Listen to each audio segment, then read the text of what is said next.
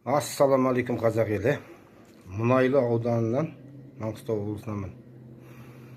Мына бізде Маңғыстау облысында ұлттық қауіпсіздік комитеті деген бар ғой. Басшысы Амиров.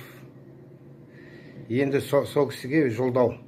Амиров мырза, естіп отырсаңыз, былай ғой, бізде Мұнайлы ауданына келіп жиналыс жасап өткізіңіз. Сол кезде біздің ауылдың заңсыз іс-әрекеттері анықталады. Себебі бізде дейтін әртүрлі қылмыс деп айтса да болады. 40 миллион теңге жоқ. Жол саламыз деп асфальтқа, жолымызға ауылдың ішіне саз балшық төгіп кетіп қалды. 40 миллионды алып кетті. Сондай жағдайлар бар. Оны тексеретін орган жоқ. Прокуратураға хат жазсаң, прокуратура әкімшілікке жібереді, сондай ғой. Антикорға жазып көрдік, антикор жоқ болып кетті, жабылып қалды. Енді КМБ-ға қосылып кетті. Енді КМБ-дан өтініш, Мұнайлы ауданына келіп жиналыс жасаңыз. Біздерде прокуратурадан тікелей жауап ала алмайсың. Аудандық прокуратура хат жазды. 1 емес, 2 емес, 3 емес. Бәрі ауданды әкімшілікке жібереді. Әкімшілік өздерінің енді, мана былай ғой, біздің әкімдер бар, айтайыншы. Біздің әкімдер сайлау комиссиясы сайланып келеді ғой.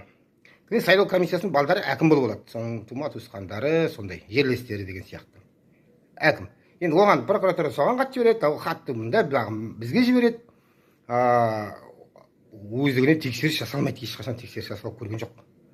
Судың дренажының үстіне дүкен салып тастайды. Бәрі келсеңіз көресіз. Сол мана 40 миллион теңге қайда кеткенін анықтаңыз. Сосын барып манағындай қалай әкім болып кеткендерін қарауға болады. Судың дренажының үстіне дүкенді саусағыңызбен көрсетеміз. Мініп тұр деп пожарный пароход жауып тастағанын көрсетеміз. Высоковольтный линияның астындағы дүкендерді көрсетеміз. Қызыл аймақтарды қалай бітегенін көрсетеміз. Бәрін саусағымызды көрсете аламыз. Бүгінгі таңда бар сол ауылда. Сондықтан сіздерге барса кіргізбейді. Барып көрдік, КМБ-ға барып көрдік, антикорға барып көрдік, кіргізбейді олар есігінің алдына. Коридорынан ары қарай өте алмайсыз. Олай қылмыстарды аша алмайсыздар. Өйтіп охрананың артында отырып. Сондықтан келіп жиналыс жасап, халыққа бір құлақ асып көріңдер. Сол сұрайтынымыз. Мұнайлыдан күтеміз.